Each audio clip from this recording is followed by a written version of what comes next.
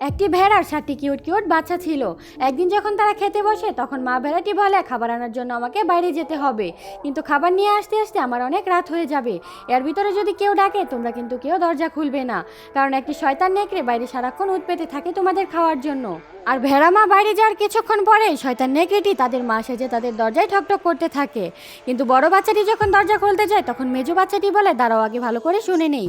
তখন মেজো বাচ্চাটি বলে, আমাদের মায়ের কণ্ঠস্বর তো খুবই সুন্দর, তোমার কণ্ঠস্বর তো ব্যাঙের মতো শোনাচ্ছে, তুমি কখনোই আমাদের মা হতে পারো না। তখন নেকড়ে বাইরে এসে গলার সুর সুন্দর করার জন্য প্র্যাকটিস করতে থাকে। অনেকক্ষণ প্র্যাকটিস করার পর সে ভাল্লুকের কাছ থেকে একটি জাদুর রুমাল নিয়ে মাথায় বেঁধে সেখান থেকে চলে আসে। আবারও তাদের মায়ের গলা করে বাচ্চাদের ডাকতে থাকে। আর এবার গলাটা তাদের মায়ের মতোই শোনানোর কারণে বাচ্চারা ভাবে তাদের মা চলে এসেছে। আর বাচ্চারা খুশি মনে দরজাটিকে খুলে দেয়। আর দরজা খোলার সাথে সাথেই সেই শয়তান নেকড়েটি ঘরে চলে আসে আর সবগুলা বাচ্চাকে বস্তায় ভরে তার বাড়িতে নিয়ে চলে যায়। কিন্তু এই সবচেয়ে ছোট বাচ্চাটি চুলার মধ্যে লুকিয়ে থাকার কারণে নেকড়েটি তাকে দেখতে পায় না।